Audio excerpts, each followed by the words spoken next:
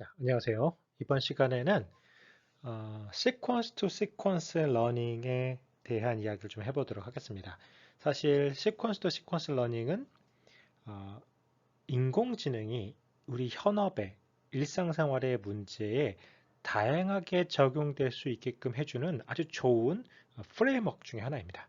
그러니까 기존의 인공지능이 다루던 여러 가지 문제들, 그런 문제들은 일부 분야에만 특정되어 있거나 혹은 그 기술이 잘 풀어내는 문제들을 찾거나 했어야 되는데 사실 이 시퀀스 러닝이 나오고 나서는 어, 이 시퀀스 러닝 안에서 해결되는 문제들은 대부분 일상생활의 다양한 문제들에서도 쉽게 적용할 수 있고 그 적용하는 과정에서 문제풀이 과정이 비교적 명쾌하게 떨어진다는 겁니다. 그래서 인공지능이 일상생활에 적용되기 좋게끔 하는 그러한 인공지능을 어떻게 보면은 법령화할 수 있는 좋은 활용 방법 중에 하나죠. 자, 간단하게 사례를 좀 보겠습니다. 개념적으로는 이렇습니다. 자, 우리가 1년에 연속된 데이터들 덩어리가 있다고 해봅시다. 이게 입력 데이터예요. 이 입력 데이터가 있고요. 이 입력 데이터에 대응하는 출력 데이터가 이렇게 있다고 해봅시다. 그리고 이 중간에 뭔가가 있어서 입력 데이터와 출력 데이터 사이에 연관 관계를 학습할 수 있다면, 데이터로부터 스스로 학습할 수 있다면 그 중간에 있던 그 무언가를 우리가 sequence to sequence learning이라고 하자라는 겁니다. 간단하죠? 그러니까 하나의 시퀀스가 있고요. 또 다른 시퀀스가 있는데 하나는 입력 데이터, 또 하나는 출력 데이터인 거예요. 그래서 그 중간에 있을 그 무언가를 배워내는 프레임워크 혹은 바라보는 뷰 이렇게 생각하시면 좋겠습니다. 이게 특정 기술 이름이 아니에요. 어떤 굉장히 세부적인 테크닉 이름이 아니고 이런 식으로 문제를 정의하자고 하는 프레임워크 이름이라고 보시면 되겠습니다. 자, 그렇게 학습된 시퀀스 러닝 모델은 실제로 러닝 타임 때 우리가 입력 시퀀스를 넣어주면 그게 맞춰서 출력 시퀀스가 제너레이션 되는 형태로 작동된다는 거죠. 이 문제를 조금 더 정교하게 좀 들여다보겠습니다. 자, 이렇게 우리가 이름을 좀 붙여볼 수 있을 것 같아요. input은 보통 x라고 표현하죠. 머신러닝에서. 출력은 y라고 이렇게 표시해 보겠습니다. 그랬을 때 우리가 입력 데이터 x를 다음과 같이 n개가 있다고 해보고요. 그것에 대응하는 출력 데이터를 m개라고 일단 이름을 짓겠습니다. 그러니까 이 그림 같은 경우는 n이 6이고요. m이 6이겠죠. 똑같이. 이 경우에는 n과 m이 같은 경우입니다. 자, 그런데 이 n과 m을 기준으로 해서 다양한 시퀀스 투 시퀀스의 형태를 쭉 나눠볼 수가 있습니다. 가장 대표적인 케이스로는 이렇게 크게 두 가지가 있겠죠. n이 같거나 다르거나. 그렇죠? n이 같은 경우는 들어오는 개수만큼 예를 들어서 이게 뭐 7개가 들어간다? 그럼 위에 거가 7개가 나오는 형태가 되겠죠. 자, n이 m과 다른 경우 중에 굉장히 특별한 케이스가 하나 있습니다. 그 중에 하나가 m이 스페셜하게 하나인 경우가 있어요. 하나인 경우. 그러면 입력 데이터는 이만큼이 되는데 출력 데이터는 하나만 튀어나오는 거죠. 자, 뭐 조금 앞서 나간 얘기는 합니다만 이러한 경우가 대표적인 클래시피케이션 문제에 해당됩니다. 문장이라고 볼게요. 문장이라고 하면 W1, W2 이렇게 문장에 단어가 나타나고요. 그 단어 6개를 보고 나서 하나의 클래스를 고르는 문제, 대표적으로 n개가 들어와서 하나가 나가는 문제니까 n to 1 문제를 볼 수 있겠죠. 뭐 이런 케이스도 있을 수 있습니다. 자, 또 다른 케이스로는 m이 막 하나이거나 하나가 아니거나 어찌됐든 m이 하나 이상인 경우에 들어오는 입력의 개수 n과 출력 개수 m이 다른 경우가 있을 수 있어요. 그러니까 어떤 걸 의미하냐면 n은 뭐가 들어오든지 간에 출력 개수는 그때그때 다른 거예요. 이런 경우가 있는데요. 대표적으로 번역 같은 문제가 이에 해당되겠습니다. 자, 어찌됐든 우리는 크게 보면 세 가지 정도 케이스가 시퀀스 투 시퀀스 러닝에 있다 정도의 개념을 잡고 넘어갑시다.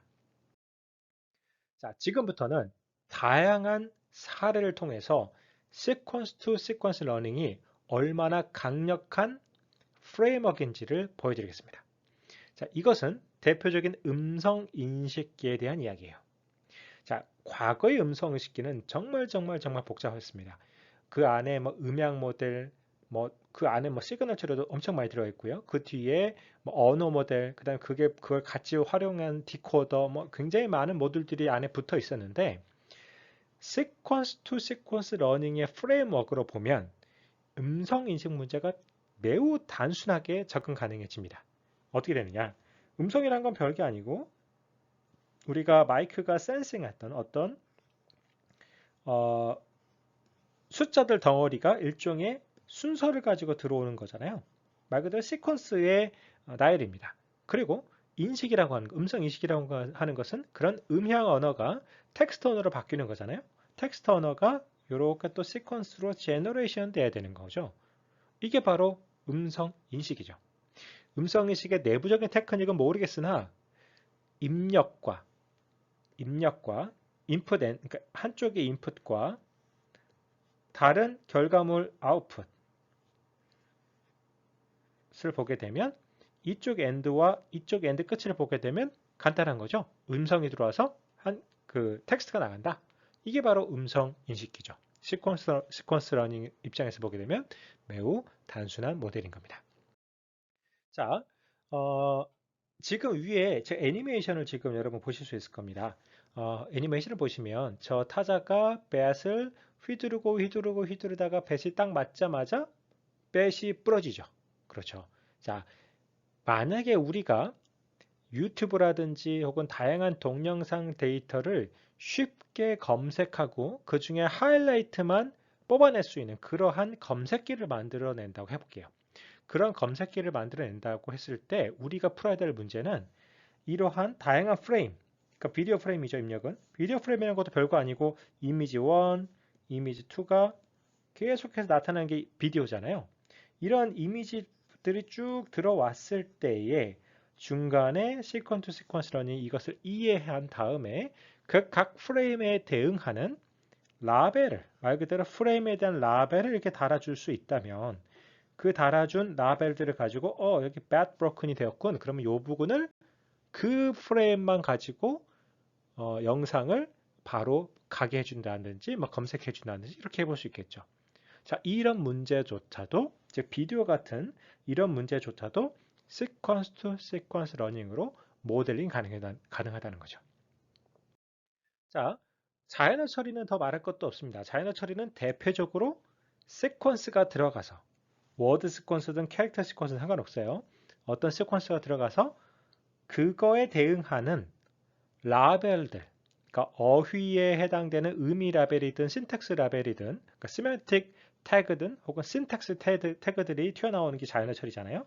그래서 이러한 문장들이 시퀀스를 갖고 들어왔을 때 이것에 대한 우리가 정의했던 라벨들이 튀어나오니까 이게 바로 자연어 처리의 대표적인 문제인 거죠. 여기 같은 경우는 그 시퀀스 태그가 품사, POS 태깅이 되게 됩니다. 즉 자연어 처리도 시퀀스 러닝으로 쉽게 모델링 가능하다는 거죠. 자, 이런 전통적인 문제만 풀 수 있느냐?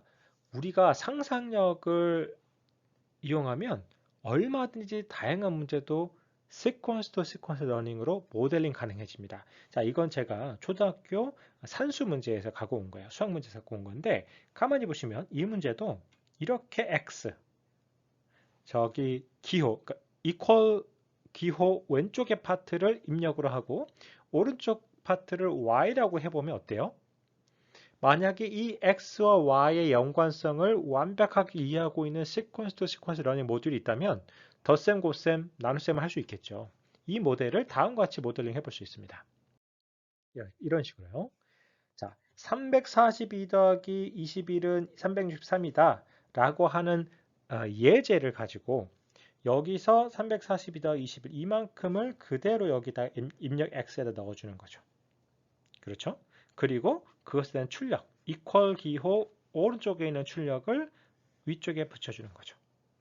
그렇게 되면 이 중간에 있는 친구들한테 수많은 페어 x, y 우리가 뭐 랜덤한 데이터를 가지고 얼마든지 만들어낼 수 있겠죠. 그런 데이터를 물려주고 이 물려준 데이터를 통해서 중간에 있는 시퀀스 러닝이 학습된다면 얘는 덧셈, 뺄셈, 곱셈, 나눗셈 할 수 있는 그런 데이터로부터 그런 것들을 학습해준 친구가 될 수 있겠죠. 이런 상상력도 얼마든지 발휘해 볼 수 있다는 겁니다. 자, 기계 번역. 아주 대표적인 시퀀스 투 시퀀스 러닝 문제입니다.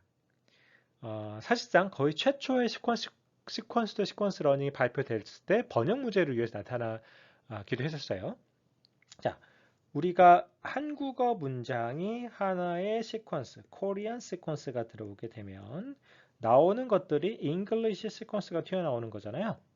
번역 같은 문제가 대표적인 시퀀스 러닝으로 풀 수 있는 문제입니다. 그리고 사실상 현재 여러분들이 쓰고 있는 거의 모든 고성능 번역기들은 다 이 구조를 가지고 학습시키고 이 구조를 가지고 예측되고 있는 형태라고 해도 무방합니다. 자, 조금 더 다른 걸 한번 해볼게요. X를 어떻게 정의하느냐, Y를 어떻게 정의하에 따라서 정말 많은 걸 해볼 수 있다는 그 사례로 다음 같은 걸 해볼 수 있습니다. 자, 이 문장들은 우리가 스마트 스피커 혹은 뭐 내비게이션 시스템에 말로 할 수 있는 것들이에요. 뭐 예를 들어서 삼성동에서 스타벅스 한번 보여줘 라고 하는 이런 문장이 있다 해볼게요. 뭐 이런 문장들을 다양하게 우리가 수집을 또 해보겠습니다. 혹은 로그에서 수집해서 뭐 하나 또 해볼게요. 이 상황에서 X와 Y를 조금 색다르게 다음처럼 설계해 볼 수 있습니다. 이렇게 한번 해보면 어떨까요? 자, 모든 데이터들의 전반부를 X라고 정의하고 후반부를 Y라고 정의한 다음에 우리의 시퀀스 러닝 모듈에 넣어준다는 거죠. 이렇게 보면 이렇게 뜯어지는 겁니다. 그러면 이렇게 학습된 시퀀스 러닝 모듈은 어떤 걸 배우게 될까요? 예를 들어서 삼성동에서 스타까지를 넣어주면 이 뒤에 거를 완성시킬 수 있는 뭔가가 만들어지겠죠? 굳이 이름을 붙이자면 문장 완성기가 될 겁니다. 적어도 내비게이션 데이터에 있어서 앞에만 조금만 얘기해도 뒤에를 찰떡같이 알아듣는 그러한 친구들을 모델링 해볼 수 있을 때 이런 것들을 활용해 볼 수 있겠죠. 즉 어떤 식으로 우리가 X를 정의할 거냐 어떤 식으로 Y를 정의할 거냐에 따라서 정말 다양한 응용이 생길 수 있다는 겁니다. 자, 방금 설명드렸던 것들을 시퀀스 러닝에 넣어보면 이렇게 되는 거예요. 이만큼이 X, 이만큼이 Y 이렇게 되겠죠. 대화 모델도 이런 식으로 모델링 가능합니다. 애플 시리의 예제에서 제가 갖고 온 건데요. 존 브라운리가 나의 보스다라고 얘기를 하면 그 시리가 다음과 같이 얘기할 수 있다고 해요. 자, 요 파트를 정확히 X와 Y로 뜯어낼 수 있습니다. 한 사람이 X, 그러니까 내가 바로 전까지 얘기했던 사람의 입력이 X면 그것에 대응하는 컴퓨터가 이야기할 내용을 Y라고 모델링 해볼 수 있겠죠. 그래서 수많은 대화 페어, 그러니까 A라고 말하고 이때 A, B라고 얘기하고 다시 A라고 얘기하고 B라고 얘기하는 이런 수많은 페어들을 넣어주게 되면 뭔지 모르겠으나 사람은 이런 식으로 대화해 라고 하는 것들을 배워낼 수 있겠죠. 그런 것들도 쉽게 시퀀스 투 시퀀스 러닝으로 모델링 가능하다는 겁니다. 방금처럼 방금의 예제를 시퀀스 투 시퀀스 러닝으로 표현해 보자면 이렇게 된다는 거죠. 이쪽이 입력, 이쪽이 다음 턴에 상대방의 말 이렇게 처리할 수 있다는 거죠.